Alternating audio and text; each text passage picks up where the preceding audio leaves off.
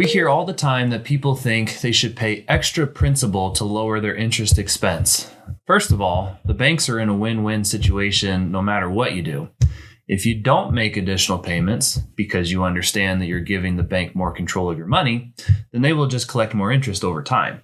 If you do make additional payments, the bank doesn't just sit on it. Remember, they've mastered defining moment number one and the velocity of money.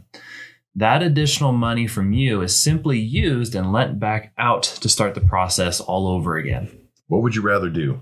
Follow traditional financial planning and make an attempt to have your $10 earn $1 more, keeping in mind that you still have to deal with all other factors like taxes and fees, etc. Or do you want to function more like a bank and have your $10 do the work of $50? I kind of like the latter.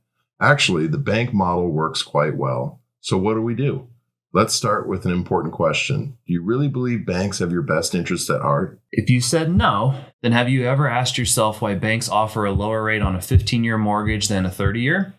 I mean, if they don't have your best interest at heart and they're giving you an incentive to go with a particular product, then maybe we should do a little math. They understand perfectly and implement the defining moments that money will never be worth more than it is today.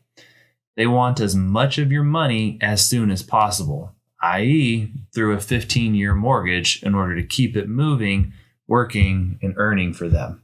That's right. They'll even entice us by offering gifts for our deposits, and they promote like crazy just how convenient it is to deposit our money into their system. Isn't it ironic that they also make us rely on credit scores, which are directly determined by just how quickly we pay them back?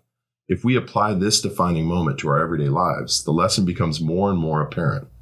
By taking a look at the country's savings rate, there is no doubt that our ability to hang on to today's money, the money that has the most buying power, is dwindling. In reality, more of our dollars are going to someone else in the form of debt payments, taxes, and other financial transfers, more than it's working for us. Make sure to watch the video on transfers. The ability for Americans to save today's dollars has all but diminished. The traditional approach must change, and the sooner, the better. What is really needed is more financial literacy. It is so important to understand that your money will never be worth more than it is today, and equally important, how it may impact you through the process in your everyday life. If you do, then maybe you'll question the various strategies recommended to give your money as soon as possible to other entities, even if it means incurring some more interest expense. Be sure to follow us for more.